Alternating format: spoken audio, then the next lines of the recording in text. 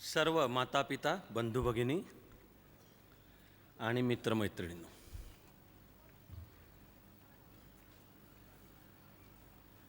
6 आणि 9 ऑगस्टला 1945 साली अनुक्रमे हिरोशिमा आणि नागासाकीवर जे अणुबॉम्ब पडले, तिथपासूनचं पुढचं सर्व जग बदललेलं आहे. अनेक घटनांच्या नंतर हे वाक्य बोललं जातं मूळ इंग्लिशमध्ये, that the world will never B same again. हे म्हणलं जातं, पण ही एक घटना अशी आहे की ज्याच्यानंतर 100% खरं आहे, the world will never B same again. 6 आणि 9 ऑगस्ट 1945 नंतरचं जग 6 ऑगस्टच्या सकाळच्या 8 वाजण्याच्या आधी जे होतं, पुन्हा म्हणून असं असणं शक्य नाही. इतका तो मूलभूत बदल आहे. क्षणार्धामध्ये आधी 6 ऑगस्टला हिरोशिमा आणि 9 ऑगस्टला नागासाकी होत्याचे नव्हते झाले. लाखो माणसं मेली ती सुटली म्हणावी अशी जगले, त्यांच्या वाट्याला आली पुढच्या अख्ख्या 1 किंवा 2 पिढीभराची वेदना. कोणाचे डोळे बाहेर आलेत, कोणाची अशी अंगावरची कातडी सुटून लोंबते आहे. तरी बॉम्बच्या स्फोटामध्ये जे मेले, जखमी झाले, गोष्ट वेगळी. नंतर जो मशरूम क्लाउड असं वर्णन केलं जातं, त्यातनं किरणोत्सारी खाली उतरतात माणसावर. त्यांनी शरीर घडवणारा एक अणू सुट्टा होत येतो रेडिओ ॲक्टिव्हिटीनी, किरणोत्सारी पदार्थांनी.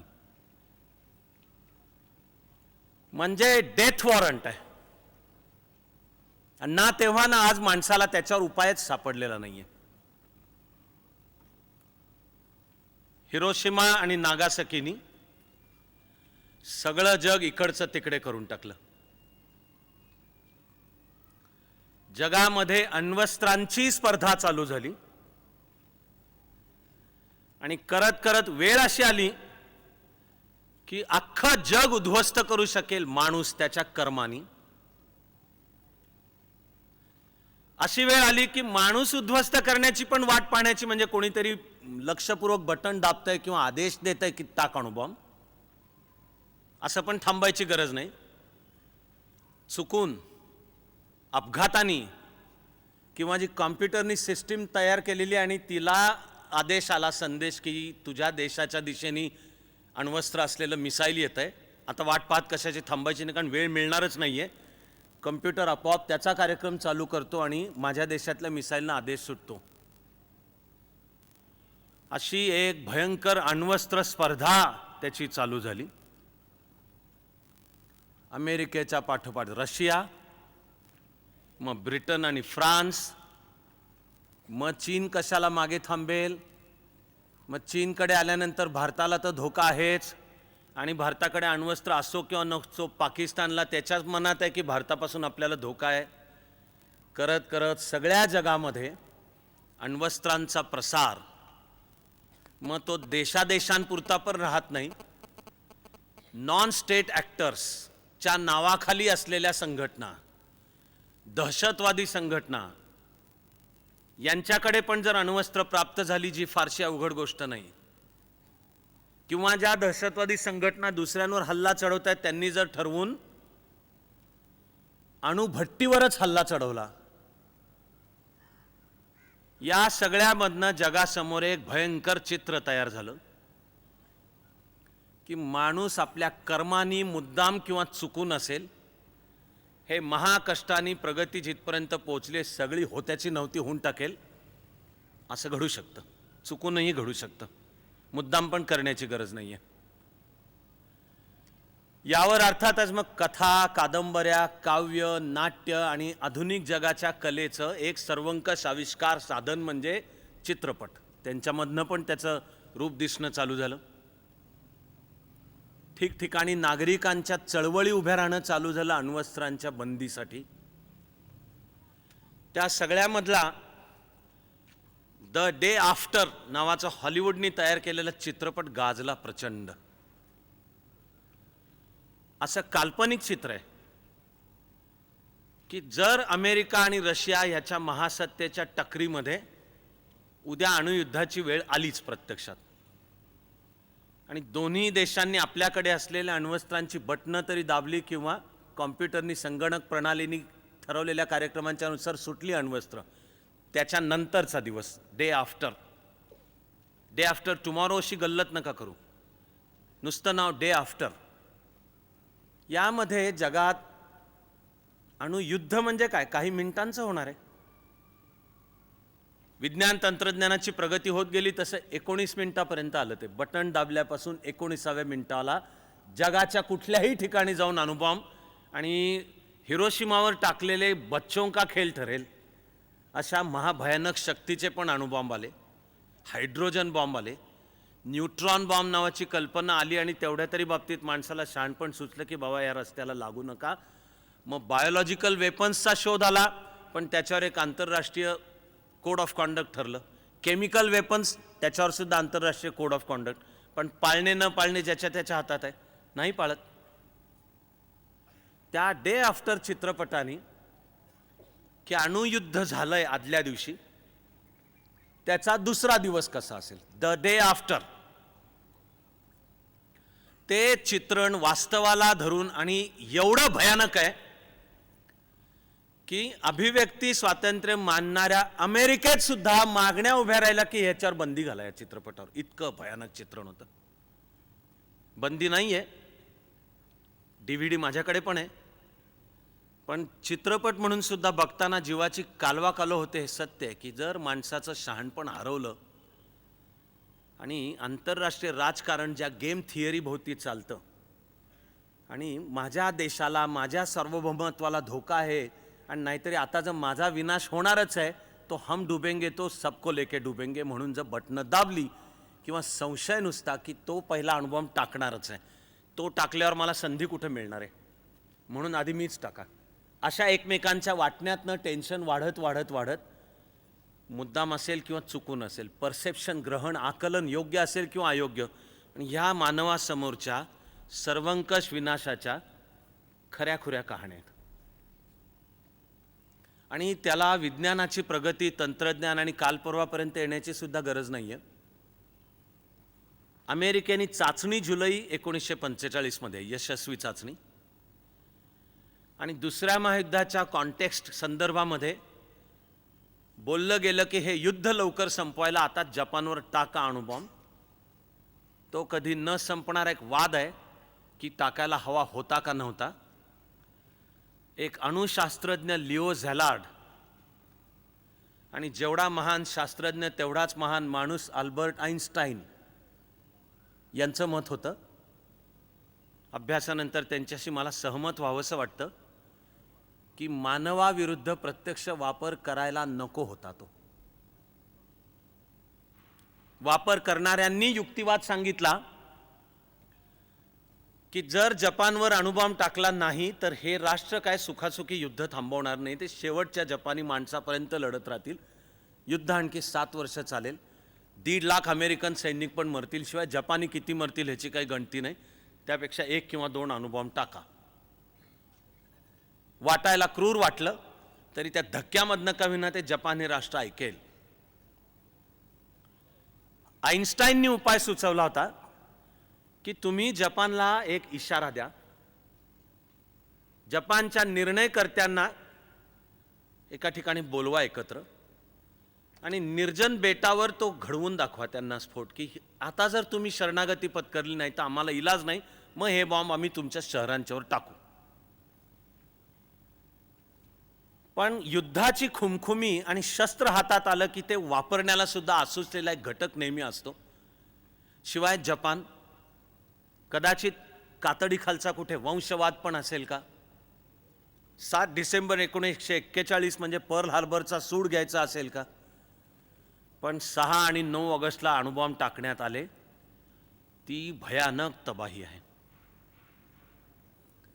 तरी अमेरिकेच्या आंतरराष्ट्रीय गणितात असं समजलं गेलं होतं की अण्वस्त्राचा एकाधिकार, मोनोपॉली अमेरिकेकडे 10 वर्ष राहील. तेवढ्या 10 वर्षांच्या मध्ये जगाच्या राजकारणाला आपल्याला हवी ती अशी काही गती द्यायची आहे की नंतर अमेरिकेची प्रतिस्पर्धी सोव्हिएट रशियाकडे जरी आली अण्वस्त्र, तरी शेवटी ते जागतिक राजकारणाचे ताणेबाणे आणि गाठी अशा काही मारलेल्या असतील मधल्या 10 वर्षात की सोव्हिएट रशियाला सुद्धा ऐकावं लागेल. पण अमेरिकेच्या मॅनहटन प्रोजेक्टमधले शास्त्रज्ञच क्लॉस फोक्स, क्लॉड इयर आणि रोझेनबर्ग दाम्पत्य यांनीच आपणहून सोव्हिएट रशियाला अमेरिकेच्या अण्वस्त्रांची सगळी शास्त्रीय माहिती पुरवली. स्वतः सोव्हिएट रशिया तयार करतच होती आंद्रे सॉखोरॉव्हच्या मार्गदर्शनाखाली. पण दोन्हीच्या मेळातून 4 वर्षात म्हणजे 1949 मध्ये सोव्हिएट रशियाने आपली पहिली अणु चाचणी घेतली आणि अमेरिकेचं जे जागतिक राजकारणाचं कॅल्क्युलेशन गणित होतं की आपल्याकडे 10 वर्ष राहील एकाधिकार, मोनोपॉली, तशी राहिली नाही. त्याच वर्षी चीनमध्ये साम्यवादी क्रांती आहे आणि माओच्या साम्यवादी चीनचा आक्रमकपणा आणि एवढा बेदरकार आहे की त्यांनी दुसऱ्या कशाची वाट न पाहता एकीकडे तिबेटमध्ये पण सैन्य घुसवलं आणि दुसरीकडे कोरिया, त्यातलं उत्तर कोरिया, त्याची साम्यवादी राजवट, तिने घुसवलं सैन्य. ठरलेली 37-38 पॅरललवरची सीमारेषा ओलांडून दक्षिण कोरियामध्ये. त्यावेळेला जपानमध्ये अमेरिकेचं सैन्य होतं. जपान अमेरिकेच्या प्रशासनाखाली होतं. जपानच्या अमेरिकी लष्करी प्रशासनाचा प्रशासकीय प्रमुख होता जनरल मॅकआर्थर. त्याला अमेरिकेचा राष्ट्राध्यक्ष ट्रूमननी आदेश दिला की कोरियामध्ये जाऊन ती जी ठरलेली दुसऱ्या महायुद्धानंतरची कोरियाची फाळणी आहे 37th पॅरललवर, ते कोरियाचं जे साम्यवादी घुसखोरी आहे सोव्हिएट रशिया आणि चीनच्या मदतीने त्यांना त्या 37 पॅरललच्या पलीकडे हुसकावून दे. त्या जनरल मॅकआर्थरनी आग्रह धरला प्रेसिडेंट ट्रूमनपाशी की उत्तर कोरिया आणि चीनचं प्रत्यक्ष सैन्य घुसलेलं होतं. म्हणजे माओलाही फिकीर नव्हती. दुसऱ्या महायुद्धानंतरच्या जगाची रचना तयार होतानाच्या पासून माओला कल्पना होती की आपली अमेरिकेशी खुन्नस आहे आणि उद्या असणार ती अटळ आहे. कोरियन युद्धामध्ये हे 1950 ते 53 झालेलं 20व्या शतकातलं एक अत्यंत भयानक रक्तपाती युद्ध आहे. चीनचं सैन्य लढलंय थेट अमेरिकेच्या सैन्याविरुद्ध. त्यावेळेला जनरल मॅकआर्थर मागे लागलेला होता की अणुबॉम्ब टाका, चीनच्या ह्या सैन्यावर आणि उत्तर कोरियाच्या साम्यवादी सैन्यावर अणुबॉम्ब टाका. कारण अजून सोव्हिएट रशियाचा अणुबॉम्ब जरी असला तरी डिलिव्हरी सिस्टीम्स म्हणजे तो अणुबॉम्ब टाकता येईल अशी अजून सोव्हिएट रशियाची स्थिती नव्हती. शिवाय कोरियन युद्धावर सोव्हिएट रशियानी निदान जागतिक राजकारणात भूमिका घेतली होती की आम्हाला खरं म्हणजे कल्पना नाही आहे, हे स्टॅलिनला अंधारात ठेवून करण्यात आलंय आणि मुख्यतः ह्याच्या मागे चीन आहे. म्हणून मॅकआर्थर आग्रह करत होता अणुबॉम्ब टाका. मॅकआर्थरच्या त्या आग्रह अणुबॉम्ब टाकावर माओचं उत्तर आहे, माओची भूमिका आहे पुढे, ती यावेळी एकदा नाही आहे, पुढे कायम आहे सतत, की आम्हाला काय अणुयुद्धाची भीती अजिबात वाटत नाही. माओ म्हणतो की जरी अणुयुद्ध झालं, अख्ख्या जगाची निम्मी लोकसंख्या मेली, माओ म्हणतो उरेल त्याच्यामध्ये सुद्धा आमचे सगळ्यात जास्ती जिवंत असतील. म्हणजे अणुयुद्धाचं गांभीर्य न समजल्यासारखं आहे की होऊ दे खुशाल. स्टॅलिनचं एक सुप्रसिद्ध वाक्य आहे की एक व्यक्ती मेली तर ती बातमी होते, 1,00,000 मेले स्टॅटिस्टिक्स होतं. म्हणजे मानवी जीवनाविषयीचा किती बेदरकारपणा त्या सत्ता स्पर्धा आणि जगावर आमचं प्रभुत्व पाहिजे ह्याच्या पायी एक अमेरिकन जनरल टॉमी पॉवर्स म्हणला एकदा की उद्या जर कधी सोव्हिएट रशिया आणि अमेरिकेमध्ये अणुयुद्ध झालंच आणि अशी जर स्थिती आली की 2 अमेरिकन आहेत आणि एकच रशियन जिवंत, बाकी सगळं उद्ध्वस्त झालं, सगळी मेलं, सगळं तबाही, सगळं काही नाही, पण 2 अमेरिकन जिवंत आहेत आणि एक रशियन जिवंत आहे. जनरल टॉमी पॉवर्स म्हणतो की तरी त्याचा अर्थ आहे आम्ही जिंकलो. त्यावर एक काउफमॉन म्हणून विचारवंत आहे, त्यांनी टॉमी पॉवर्सला उत्तर दिलं की 2 अमेरिकन आणि एक रशियन जिवंत राहिल्यावर तुम्हाला जर वाटत असेल तुम्ही जिंकलो, तर कृपा करून एवढी तरी काळजी घ्या की त्यातली एक स्त्री असेल. पण मानवी नरसंहाराविषयीचा एवढा बेदरकारपणा वाढत गेला आणि दिसणं डोळ्यासमोर चालू झालं की खरोखरच विश्व उद्ध्वस्त होऊ शकतं. आलटून पालटून वेगवेगळ्या कोणातरी प्रेसिडेंटच्या नावाने हा किस्सा सांगितला जातो. त्यातलं नाव, तो किस्सा खरा का नाही, कशालाही महत्त्व नाही. महत्त्व याला आहे की हा संबंधित राष्ट्राध्यक्ष त्याच्या विद्यार्थ्यांशी बोलतोय, गप्पा मारताना विचारतोय, मोठेपणी तुम्हाला कोण व्हायला आवडेल, what would you like to be. आणि एका छोट्या शाळकरी मुलीने दिलेलं उत्तर आहे अलाइव्ह. मोठेपणी कोण व्हायला आवडेल, जिवंत राहायला आवडेल. साऱ्या मानवतेसमोरचं हे भीषण संकट होतं, हे सत्यच आहे. अणुबॉम्ब हिरोशिमा नागासाकीवर टाकलेला 10 किलो टन असे त्याचं युनिट ऑफ मेजरमेंट, त्याची ताकद 10 किलो टन, आणि तो असतो फिशन नावाच्या प्रक्रियेतनं होणारा, म्हणजे अणू फोडला, अणुखंडन. पण पुढच्या प्रगतीमध्ये अमेरिकन शास्त्रज्ञ एडवर्ड टेलर आणि सोव्हिएट रशियाची पण स्पर्धा होती, म्हणून सोव्हिएट रशियाचा शास्त्रज्ञ आंद्रे सखारोव्ह एका वेळी त्यांनी आपापल्या देशात हायड्रोजन बॉम्ब तयार केला, शोधला, त्याच्या यशस्वी चाचण्या घेतल्या. हायड्रोजन बॉम्ब म्हणजे 2 अणू एकत्र आणून करणारी, तिचं शास्त्रीय नाव आहे फ्युजन, अणुसम्मिलन. अणुखंडनापेक्षा कैक पटींनी जास्ती ऊर्जा त्या अणुसम्मिलनातून होते. आणि हिरोशिमा नागासाकीवर टाकलेला बॉम्ब लहान मुलांचं खेळणं वाटावं असा त्या हायड्रोजन बॉम्बची प्रचंड ताकद आहे. अख्खं शहरच्या शहर उद्ध्वस्त होऊ शकेल. सुपर थर्मल असं पण त्याला दुसरं नाव आहे, कारण त्याच्या बॉम्बस्फोटाच्या वैज्ञानिक प्रक्रियेमध्ये आधी अणुखंडन, त्या स्फोटामधनं जे न्यूट्रॉन रिलीज निघतात ते मग हे 2 अणूंना एकत्र आणून त्यामधनं ऊर्जा निर्माण होते. तो सुपर थर्मल, म्हणजे सूर्यावर होतात ते. सूर्य नावाची जी शक्ती आहे तिकडं अणुखंडन नाही होत सूर्यावर, 2 अणू एकत्र येऊन त्यांच्या मिलनातून उत्सर्जित होणारी ती ऊर्जा आहे. तर तसा हायड्रोजन बॉम्ब आहे. पुढे हा अमेरिकन शास्त्रज्ञ सॅम कोहेन यांनी न्यूट्रॉन बॉम्बचा शोध लावला. त्याचं वर्णन सुद्धा भयानक आहे. मला अभ्यास करताना वाटतं, ते ऐकताना तुम्हाला वाटावं एवढीच काय ती माझी अशी आणि तशी वाटण्याची लक्षणं आहेत, अशी व्हायब्रेशन्स तर मला जाणवतातच आहेत. की न्यूट्रॉन बॉम्ब काय, स्फोटबीट काही नाही, फक्त ज्या प्रदेशावर टाकला जाईल त्या प्रदेशातला सगळा ऑक्सिजन शोषून घेतला जाईल, सगळी सजीवसृष्टी मरल, स्फोट नाही. जी रिअल इस्टेट, जमीन, बिल्डिंगा तशाच, सगळी सजीवसृष्टी मरेल, ती मुख्यतः रेडिएशनने, किरणोत्सारी. न्यूट्रॉन बॉम्ब म्हणजे फक्त त्या प्रदेशावर रेडिएशन निर्माण होईल. तर याची भयानकता माणसाला निदान पटली बाबा, तर जगाने मान्य केलं की न्यूट्रॉन बॉम्बवर बंदीच, की न्यूट्रॉन बॉम्ब नकोच आपल्याला. ते तेव्हापासून जगाने आजपर्यंत पाळलेलं आहे की टेक्नॉलॉजी आणि वैज्ञानिकदृष्ट्या न्यूट्रॉन बॉम्ब जरी शक्य असेल तरी आपल्याला तो नको. निदान बाह्यतः आणि कळेल असं जगाच्या राजकारणात कोणाला परवडणार नाही की छुपा कार्यक्रम करून न्यूट्रॉन बॉम्ब ठेवला आणि उद्या ते जर लक्षात आलं तर ते त्या देशाला महागात जाईल. त्यामुळे न्यूट्रॉन बॉम्ब निदान पुढे प्रत्यक्ष तयार नाही झाला. पण बाकीची मात्र अण्वस्त्र स्पर्धा वाढतच गेली. आधी जर एकमेकांचे अणुबॉम्ब तयार झाले तर आता ते टाकायचे कसे, तर विमानं असतील तर त्याला AAA अँटी एअरक्राफ्ट आर्टिलरी, ती विमानं पाडू शकतील.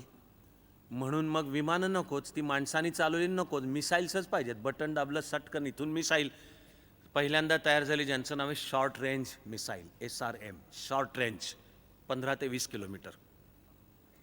आणि ती अर्थातच शीतयुद्धाच्या कॉन्टेक्स्ट संदर्भामध्ये पूर्व पश्चिम युरोपची सीमारेषा तिथे तैनात होणं चालू झालं.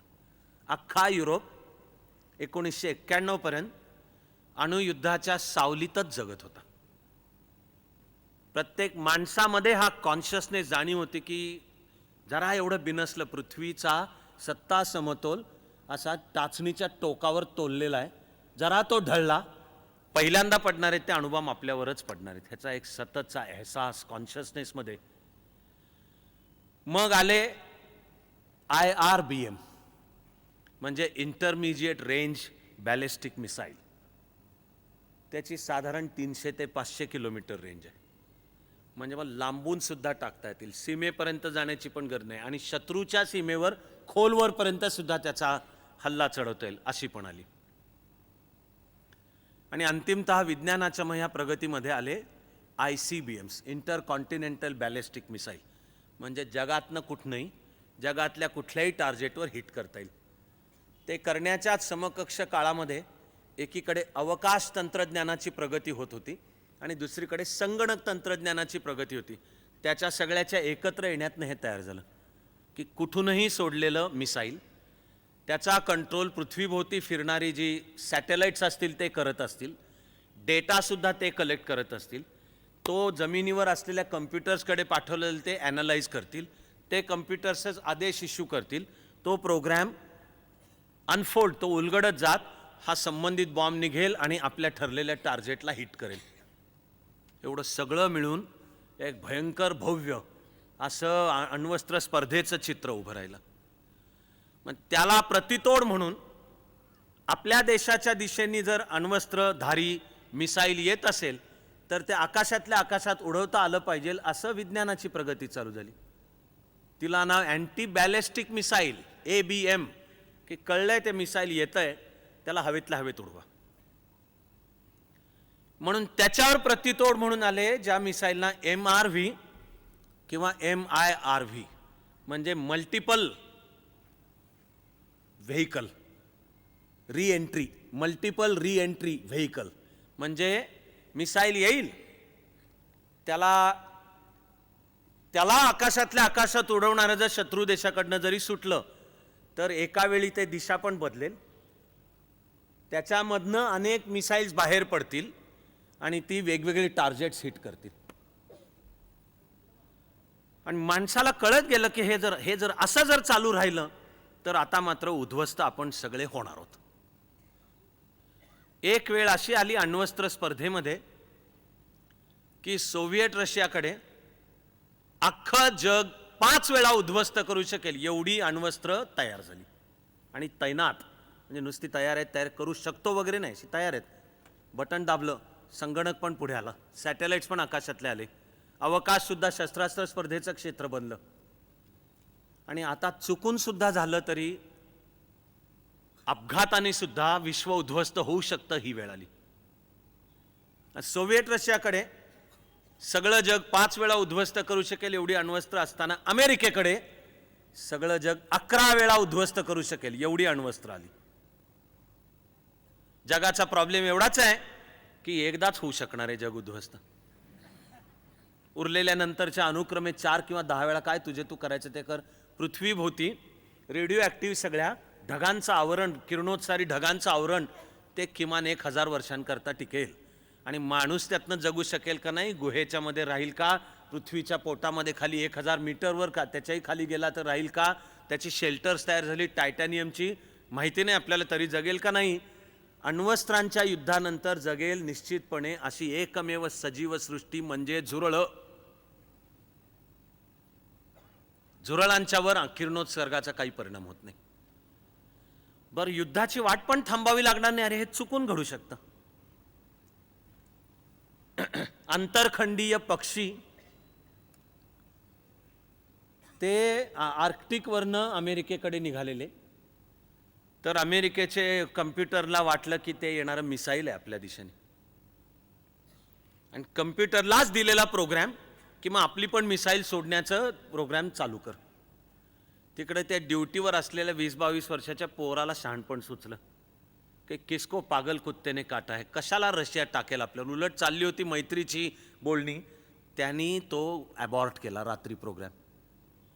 आणि नंतर लक्षात आलं की कम्प्युटरला दिलेला प्रोग्रॅम होता आकार रीड करायचा आहे की तो मिसाईल, आणि ते पक्षी जे उडत येत होते ते जणू मिसाईल वाटेल असं.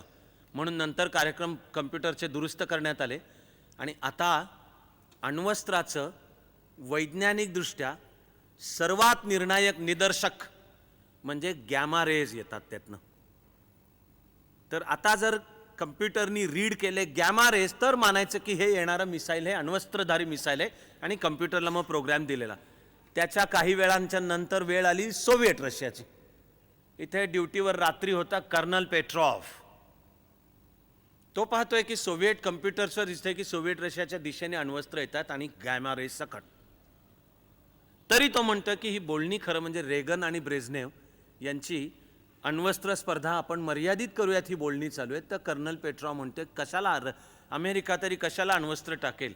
म्हणून कर्नल पेट्रॉवनी पण त्याची स्वतंत्र बुद्धी वापरली आणि हे सोव्हिएट कम्प्युटरचा प्रोग्रॅम त्यांनी पण ॲबॉर्ट केला. युद्ध टळलं.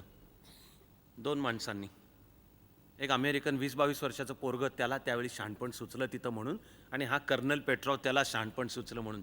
नंतरच्या संशोधनात दिसलं की अवकाशातून सुद्धा पृथ्वीवर गॅमा किरणांचा मारा होतो आणि सोव्हिएट कम्प्युटर जे पाहत होते रीड करणे, जे नोंद घेत होते, ते अवकाशातून होणारा तो गॅमा रेजचा मारा होता.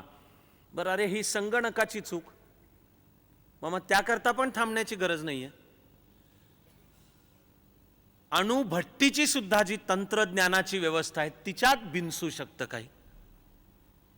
ते जर बिनसलं तर घडणारा अपघात भयंकरच मोठा आहे. त्याच्यातनं किरणोत्सारी आणि घडणारा अपघात भयंकरच मोठा आहे. असा एक घडला न्यूयॉर्कच्या शेजारी, 3 माईल आयलंड नावाचं आहे. त्याच्यावर अणुभट्टी आहे अमेरिकेची. 28 मार्च 1979 ह्या तारखेला तिच्या यंत्रणेत काहीतरी बिघाड झाला. सगळे सायरन आरडाओरडा त्यांनी करणं चालू केलं. त्या व्यवस्थापकांनी जे स्टँडर्ड ऑपरेटिंग प्रोसिजर SOP म्हणतात ते असतं प्रयत्न केले, पण त्यांना लक्षात आलं की नाही काहीतरी बिघडलेलंच आहे आणि आता ह्याच्यातून किरणोत्सारी बाहेर पडणार आहे, द्रव्य रेडिओ ॲक्टिव्हिटी बाहेर पडणार आहे. अमेरिकन व्यवस्था असल्यामुळे कुठलीही गोपनीयता किंवा दडपादडप्या न करता त्यांनी ताबडतोब आणीबाणी जाहीर केली, स्थानिक आणीबाणी पब्लिकली डिक्लेअर केलं आणि मग इव्हॅक्युएशन किंवा लोकांना त्रास कमी होईल ह्याच्या व्यवस्थांचे एक प्रोटोकॉल स्टँडर्ड ते चालू केलं. अमेरिकेचं त्यावेळी राष्ट्राध्यक्ष होतं जिमी कार्टर. त्यांनी पण राष्ट्रीय पातळीला आणि 3 माईल आयलंड तो धक्का होता.